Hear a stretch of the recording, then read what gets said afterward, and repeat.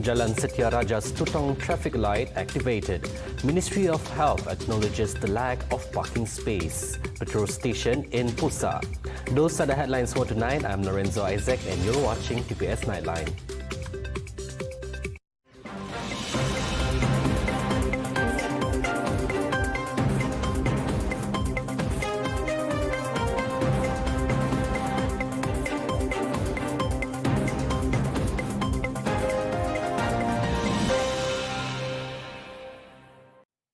The traffic light system along Jalan SETIA RAJA-STUTONG has been activated today to ease the traffic flow in the area.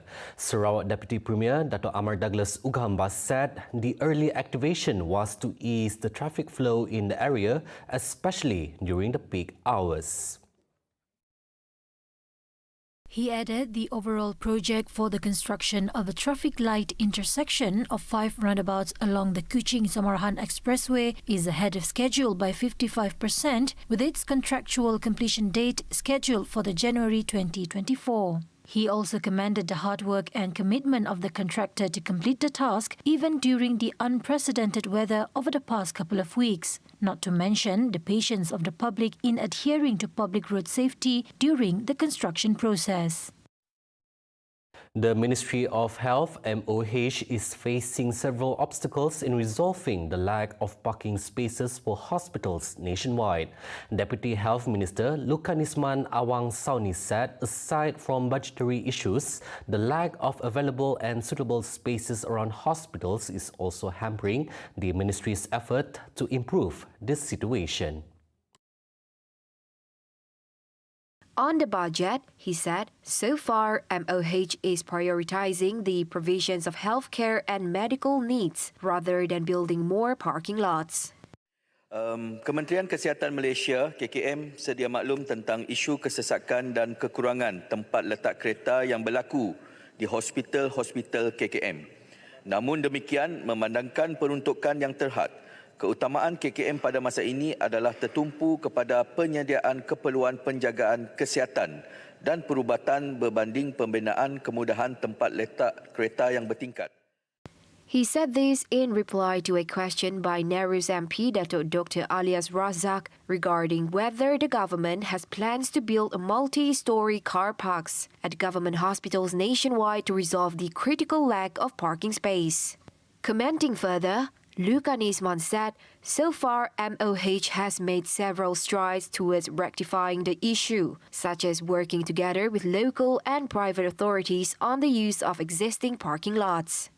Meanwhile, he said MOH had also implemented various pilot projects, including one which uses modular parking to create 500 parking spots at Sultanah Bahia Hospital, Kedah. Beting Maro Assemblyman Razaili Gapur lauded the Premier of Sarawak, Dato' Patinggi Tan Sri Abang Johari Tun Openg's move to establish PETROS multi-fuel station in Daro. Apart from the districts, Sibu, Pusa and Kapit will be the next destinations for the multi-fuel station owned by Sarawak. Keperluan daerah pusat, saya rasa kita memerlukan satu stesen PETROS yang besar. Dan kedudukannya adalah strategik lah, berarti yang boleh menyediakan khidmat kepada ramai pengguna-pengguna. Meanwhile, he also hopes that the project could be expedited to accommodate Pusa district increasing demands. Kita berharaplah kerajaan dapat melaksanakan segera untuk kerana keperluan memang mendesak. Setakat ini kita bersusah payah. Misalnya kerana kita ini mendapatkan bekalan daripada stesen Petro di Lebak yang paling dekat lah, yang paling dekat. Terima kasihlah kepada YAB di atas kelulusan dasarnya lah. He said this when met by the reporters after chairing the Focus Group Committee meeting and the No. 1 District Action Committee for the year 2023, which was held at the Pusa District Office on Wednesday. Previously, the Sarawak government mooted its move to set up more PETROS multi-fuel refueling stations in the region as it preps to switch from fossil fuels to greener energy, including hydrogen fuel.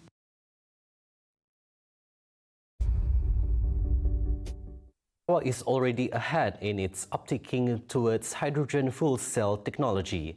As such, the shift toward hydrogen is expected to attract foreign direct investment. Hydrogen holds enormous potential for the reduction of global carbon emissions, though it is still in the early stages of technologies. A complex interplay of economic, regulatory, industrial and operational challenges still need to be overcome. Industri hidrogen ini penting sebagai langkah untuk mengurangkan kebergantungan kepada penggunaan tenaga berasaskan minyak yang terdedah dengan risiko luaran seperti tekanan geopolitik. Selain itu juga, ia akan menarik banyak pelaburan bersifat FDI yang akan memberi manfaat kepada negeri Sarawak, khususnya faedah teknologi transfer dan knowledge transfer. Kita akan menjadi negeri pelopor suatu hari nanti. Elaborating further, Zul said the state needs to constantly evolve in its undertakings toward green economy development by emulating other countries that have advanced in a green economy, while having added value to their own research and development to remain relevant and competitive. Contoh terbaik yang boleh kita ambil di sini adalah seperti Arab Saudi. Mereka memulakan rencana ekonomi hijau dengan merangka plan perancangan bandar yang mengubah landscape kehidupan dalam semua aspek yang berteraskan kepada energy efficiency dan energy conservation. Ini yang perlu juga diberi fokus selain daripada fokus terhadap aspek sektor pengeluaran tenaga hijau semata-mata. Previously, the chairman of Sarawak Economic Development Corporation (SEDC), Tan Sri Dato' Amar Abdul Aziz Hussain said Sarawak is the first state to use hydrogen-powered cars. So far, Sarawak has received 5 Toyota Mirai, a fuel cell electric vehicles FCEV that runs on hydrogen gas. The ability to utilize green energy further solidifies Sarawak's position as a powerhouse in generating renewable energy. When 5 units of fuel cell electric vehicles (FCEVs) were distributed in Sarawak recently, UNIMA's senior lecturer for the Department of Electrical and Electronics Engineering, Dr. Hazrul Mohammed Basri, said such distribution indicates Sarawak's readiness to transition into full green energy utilization.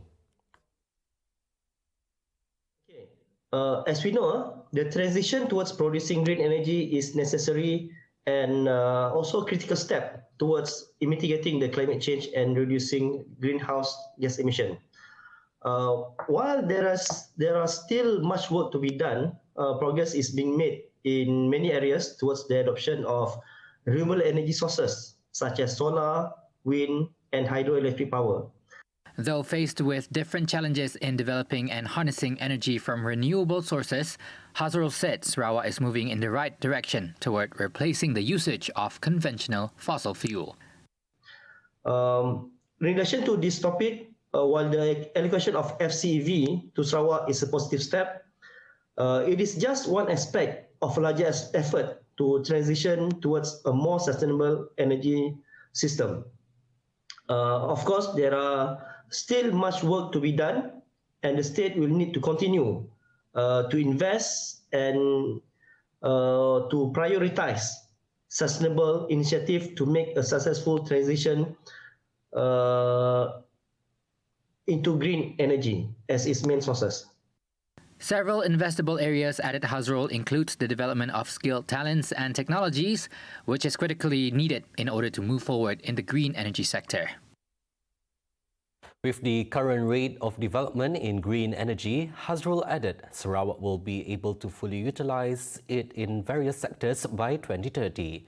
This is mainly attributed to Sarawak's ability to not only supply power for the whole state from renewable energy, but export it to neighboring countries. On top of that, Sarawak also support and give incentive to promote solar power generation, okay, through the net energy metering scheme. So so far we have the hydro, we have the solar, and then now we have the hydrogen coming in into a big picture. So just to answer your question, I think it's totally possible. We are still in 2023. So we still have 7 years ahead to reach this objective. And inshallah, I think Sarawak will be able to achieve this objective by 2030. City folks are urged to turn off lights come Saturday, March 25th for an hour between 9:30 p.m. to 10:30 p.m. to observe Earth Hour 2023. The Kuching North City Commission, DBKU, in a statement said the global initiative had been celebrated since 2007, with buildings around the world turning off their lights for an hour to reflect the solidarity and unity of the society in combating climate change.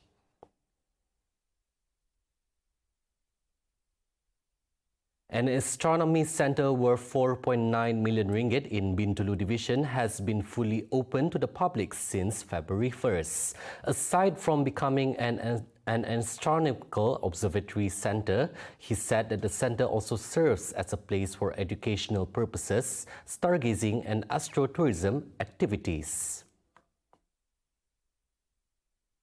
Namun demikian, akibat daripada pandemik COVID, ia terdengar seketika.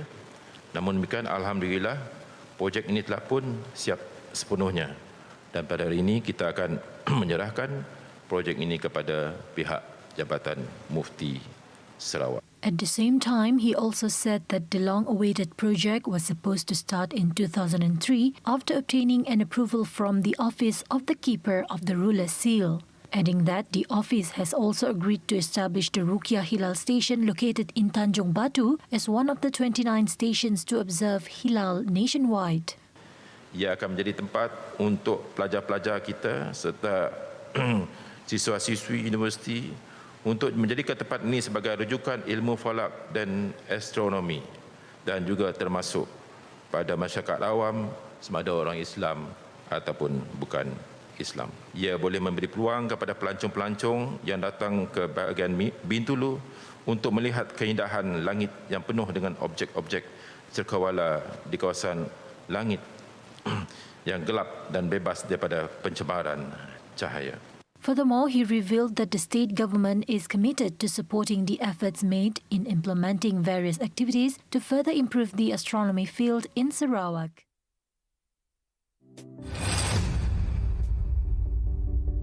Taking a short break. Coming up right after Mijawa Rabak, Russia's rocket attack casualties, right here on TVS Nightline. Stay tuned.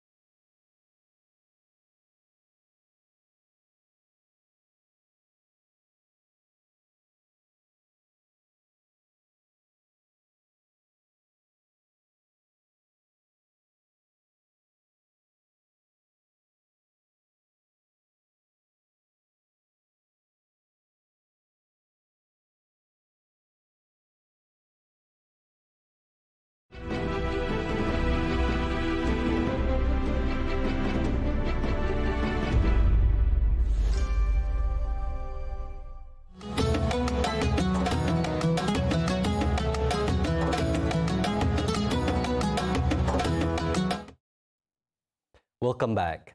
Dates, or as Malaysians would commonly known as buah kurma, comes in abundance during the Ramadan month. Complementing sahur or iftar, it is known fact that this fruit symbolizes the month of Ramadan. According to medical officer Dr. Nazirul Shafiq, other than its sweet and unique taste, dates also provides ample nutrition for Muslims to complete their fasting. Glucose, calories, and minerals are among the nutrition that is worth consuming to ensure one is physically energized. Pada bulan puasa, kebiasaannya tubuh badan kita akan menyerap kurang nutrisi di dalam badan disebabkan kita hanya makan ketika sahur dan berbuka saja. Jadi, untuk mengekalkan sumber tenaga yang ada untuk melakukan rutin harian, seperti biasa kita perlu makan buah kurma ketika sahur dan berbuka puasa. Buah kurma ini mengandungi kandungan glukosa yang memberikan kalori yang cukup sebagai sumber tenaga tubuh badan. Kurma juga mempunyai kandungan mineral yang cukup tinggi yang dapat membantu kita untuk tidak cepat merasa dahaga ketika seharian berpuasa. Begitu juga dengan kandungan glukosa yang ada di dalam kurma membantu untuk tidak merasa lapar. However, Dr. Nazirul advised the community to not take dates excessively, especially for those who need to control their diet. He also added that 3 pieces of dates are equivalent to a serving of fruit, which contains 15 grams of sugar or as a carbohydrate meal. Bagi orang dewasa yang sihat, boleh mengambil 3 biji kurma semasa berbuka dan bersahur. Jadi, bagi yang ingin menjaga pengambilan kalori atau bagi pesakit kencing manis yang terkawal kandungan gula dalam darah mereka, hanya 1 biji kecil kurma disarankan semasa berbuka dan 1 biji lagi semasa bersahur. Namun, saya mengesyor masyarakat agar tidak mengambil kurma secara berlebih-lebihan, iaitu lebih daripada 10 biji sehari. 3 biji kurma sebenarnya dikira sebagai satu hidangan buah-buahan kerana mengandungi 15 gram gula, iaitu bersamaan 1 pertukaran karbohidrat lah. He said this when contacted by TVS on Thursday. Ramadan period signals a time of spiritual reflection, self-discipline and renewal. For others, it's a celebration of food and the bustling Ramadan bazaars. With a myriad of food options available, it can be a hard time to decide what to have for iftar. Those looking for a traditional fare can look no further than a hearty bowl of mi Jawa. Springy yellow noodle, coated in thick yellow sauce and dressed with chili slices, crunchy bean sprouts, lime wedges, and boiled eggs. Mi Jawa is commonly eaten in the morning for breakfast. For Mi Jawa Rabak Sukma owner Mira Isnawan, it is also a hearty meal, making it a preferred choice for breaking a fast. Mun kami nak mula kuahnya dalam 3-4 jam juga lah.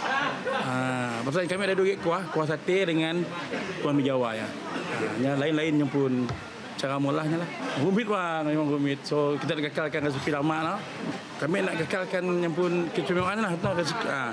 Kualiti yang kami casa kata orang beri yang terbaik lah untuk customer kami. So kami presentation yang pun mi Jawa ya dengan kuahnya semua lah. So rasanya pun memang sama lah.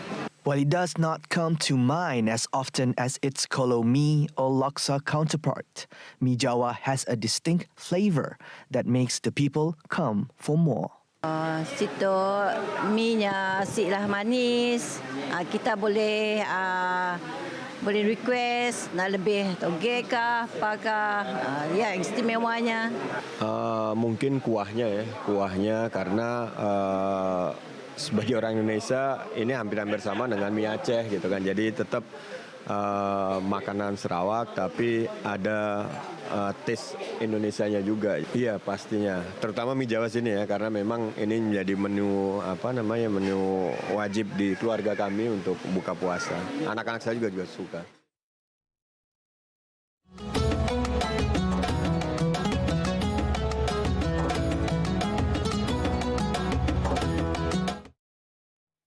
The Lembaga Tabung Haji expects the amount of Hajj financial support to be increased to almost 500 ringgit million by 2024 if the cost of performing the pilgrimage is not reviewed.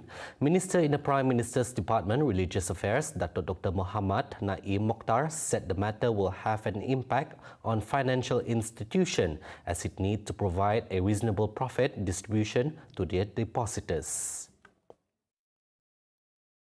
However, he said that Tabung Haji will continue supporting the Hajj pilgrimage financially in order to assist prospective pilgrims to ease their financial burden. He also added further that even if they are eligible to receive the Hajj financial aid, prospective pilgrims in the B40 and M40 groups are given the opportunity to pay more than the set price, even though they may not be able to cover the full cost. For the 1444 Hijrah 2023 Hajj season, the cost is 30,850 ringgit for each muassasah pilgrim in Malaysia, an 8% increase compared to 28,632 ringgit last year, and as much as 2.2 billion ringgit has been spent on Hajj financial assistance from 2001 to 2022.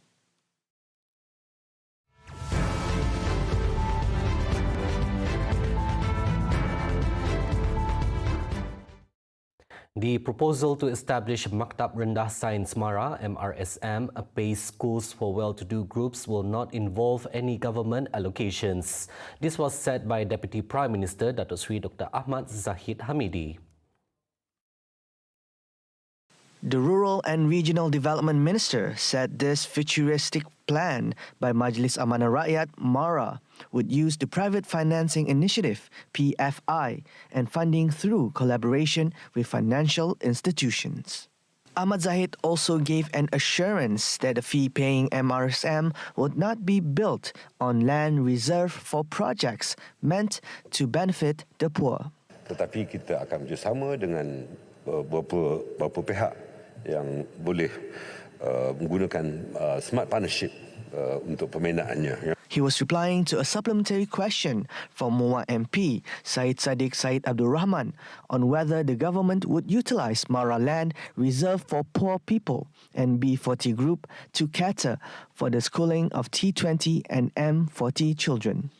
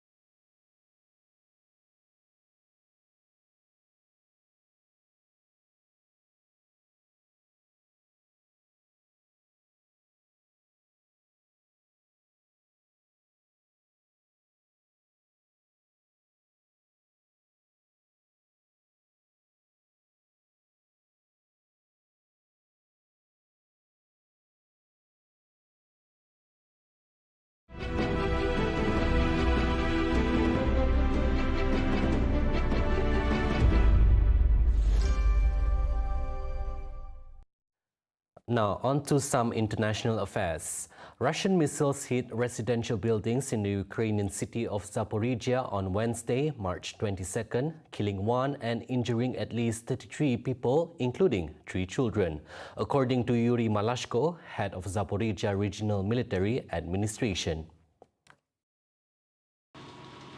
Footage showed 2 9-story residential buildings damaged. Firefighters and an ambulance were at the site. When I got out, there was destruction, smoke, people screaming and debris. Then the firefighters and rescuers came. On the messaging app Telegram, President Volodymyr Zelensky said Russia was shelling the city with bestial savagery. Russia launched a swarm of drones into Ukraine overnight, killing at least 4 people near Kiev in a display of force as China's President Xi Jinping left Moscow with promises of friendship but little public mention of the war. Sirens blared across the capital and swaths of northern Ukraine, and the military said it had shot down 16 of 21 Iranian-made Shahed suicide drones. Influencers have joined lawmakers outside of United States Congress to protest restrictions on the social media app as the apps allegedly have national security concerns. TikTok Chief Executive Officer Shou Zi Chew will testify on Thursday and face tough inquiries from lawmakers who aim to ban the app. In recent years, the social media platform has become one of the most widely used apps globally, with millions of active users every day. Now this comes at a pivotal moment for us. Some politicians have started talking about banning TikTok. Now this could take TikTok away from all 150 million of you. I'll be testifying before Congress later this week to share all that we're doing to protect Americans using the app and deliver on our mission to inspire creativity and to bring joy. Let me know in the comments what you want your elected representatives to know about what you love about TikTok. Pressure is mounting from those mooting to ban TikTok over fears that the app could censor content, influence users, and pass Americans' personal data to Beijing, allegations that China's ByteDance denies wholeheartedly. TikTok has done much more than just give me exposure. It has actually allowed me to increase my income by 700%, and this extra income has allowed me to support myself, build a studio, and pay staff. And if this platform is taken away, then I'm not sure if I'll be able to continue to do that. TikTok's been instrumental in accelerating my advocacy, and I know that I'm not alone. It's become a vital platform for advocates across society and across the political spectrum to connect, share their stories, and help change people's lives. So to Congress, I urge you to consider the impact that a ban on TikTok would have on advocates like myself.